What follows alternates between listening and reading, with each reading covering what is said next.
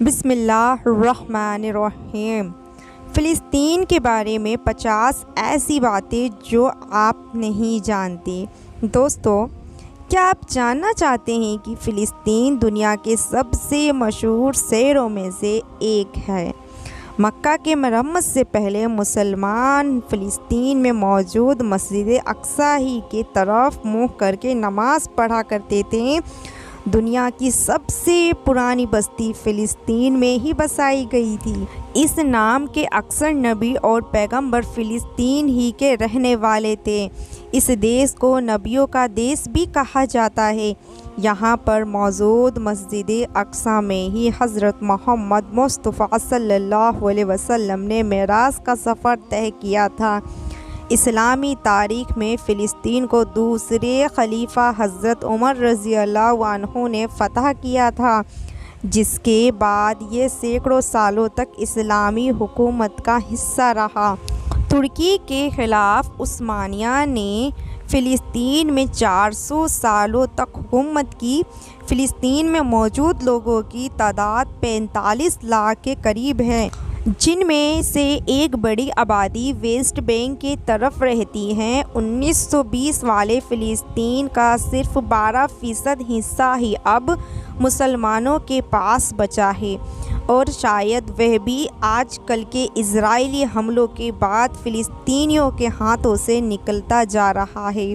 دوستو، مسجد اقصی پر بنا گنبد اسلامی دنیا میں بنا سب سے پہلا گنبد تھا۔ اس سے پہلے کسی بھی مسجد میں گنبد نہیں بنایا گیا۔ اس کی بنیاد خلیفہ عبد الملک مروان نے 692 عیسوی میں رکھی، جس کے بعد اسے ہر مسجد میں استعمال کیا جانے لگا۔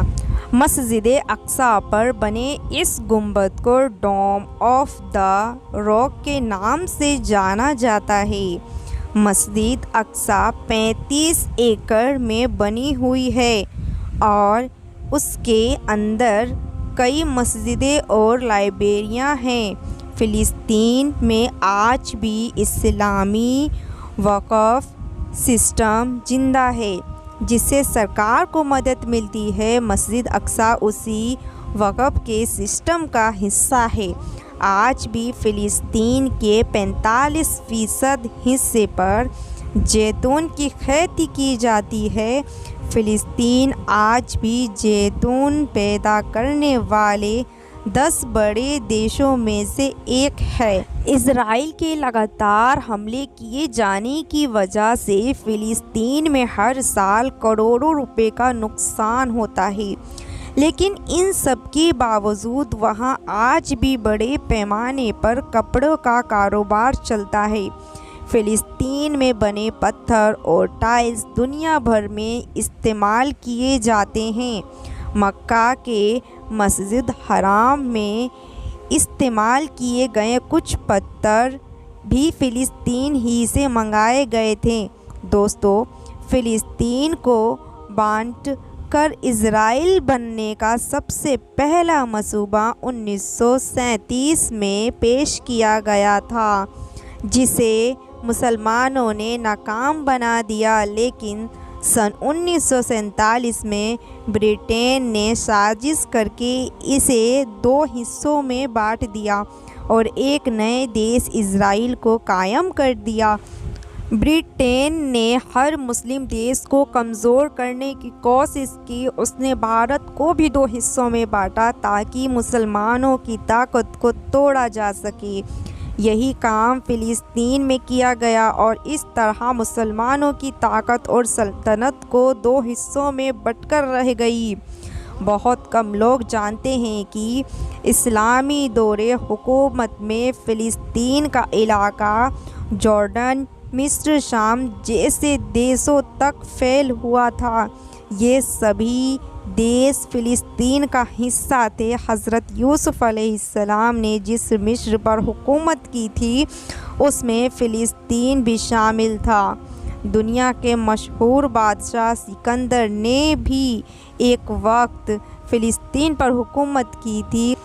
آپ کو یہ جان کر حیرانی ہوگی کہ خلیفہ حضرت عمر رضی اللہ عنہ ہی کے ذریعے فلسطین کو فتح کیا جانے کے بعد عیسائیوں نے کچھ سالوں کے بعد مل کر فلسطین پر حملہ کیا تھا، جس میں 70,000 مسلمان شہید کیے گئے۔ یہ سبھی جنگیں صلیبی جنگ کے نام سے جانی جاتی ہے۔ 10ویں صدی میں ہوئی صلیبی جنگ کے نتیجے میں فلسطین اور مسجد اقصی پر یہودیوں نے قبضہ کر لیا، لیکن سن 1187 عیسوی میں صلاح الدین ایوبی نے عیسائیوں کو ہرا کر ایک بار پھر سے مسجد اقصی کو آزاد کروا لیا۔ دوستو، خلافت عثمانیہ نے فلسطین پر 400 سال تک حکومت کی۔ فلسطین اور مسجد اقصی 1920 تک خلافت عثمانیہ کے قبضے میں رہا، لیکن 1920 میں برطانیہ نے اس پر قبضہ کر لیا۔ جب ہٹلر نے یہودیوں کو چن چن کر مارنا شروع کیا، تب یہودی برطانیہ اور دوسرے عیسائی ملکوں کی طرف بھاگے، لیکن انہوں نے یہودی کو اپنے دیش میں گھسنے تک نہیں دیا۔ ایسے وقت میں فلسطین کے مسلمانوں نے انہیں رہنے کے لیے جگہ دی، لیکن بعد میں مسلمانوں کو یہی مدد مہنگی پڑ گئی اور یہودی برطانیہ کے مدد سے فلسطین پہ اپنا ایک الگ دیش بنانے کی کوشش میں لگ گیا۔ برطانیہ نے 1947 میں فلسطین کو 2 حصوں میں بانٹ دیا اور ایک نئے دیش اسرائیل کو قائم کر دیا۔ دوستو، یہودی پورے فلسطین پر قبضہ کر کے گریٹر اسرائیل کو قائم کرنا چاہتے ہیں۔ ان کا مقصد مسجد اقصی پر گرا کر ہائے اللہ سلیمانی کی تعمیر کرنا ہے۔ اسرائیل کی مانیں تو مکہ سے لے کر مدینہ، عراق، ایران، مصر اور جارڈن سب اسی کے ہیں۔ آپ کو یہ جان کر شاید حیرانی ہو کہ فلسطین کو آج بھی اپنی سینا اور فوج رکھنے کی اجازت نہیں ہے۔ یہی وجہ ہے کہ آج کل ہونے والی جنگ میں فلسطین کی طرف سے حماس کو جنگ لڑنی پڑ رہی ہے۔ حماس کا ہیڈ کوارٹر غزہ پٹی میں ہے اور وہیں سے وہ اپنے ذریعے بنائی گئی میزائل اور راکٹوں کی مدد سے اسرائیل کا مقابلہ کرتا ہے۔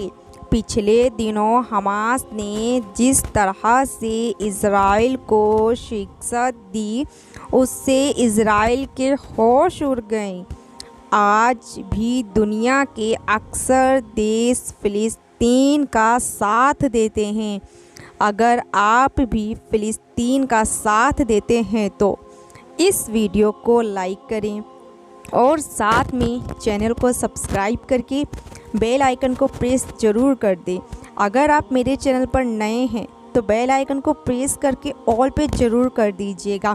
اس سے کیا ہوگا کہ میری ہر ویڈیو کی نوٹیفیکیشن سب سے پہلے آپ تک پہنچ جائے گی۔ آپ میری روز ڈیلی اسلامک واقعات کی ویڈیو کو آسانی سے دیکھ پائیں گے۔ اگر آپ کو بہت زیادہ اچھی لگی یہ ویڈیو تو کمنٹ کرنا بالکل بھی مت بھولیے گا۔ کمنٹ میں ضرور بتائیے گا کہ آپ کو یہ ویڈیو کیسی لگی۔ فی الحال ملتے ہیں نیکسٹ ویڈیو میں ایک نیو ویڈیو کے ساتھ۔ تب تک کے لیے اللہ حافظ، دعا میں یاد رکھیے گا۔ Thanks for watching.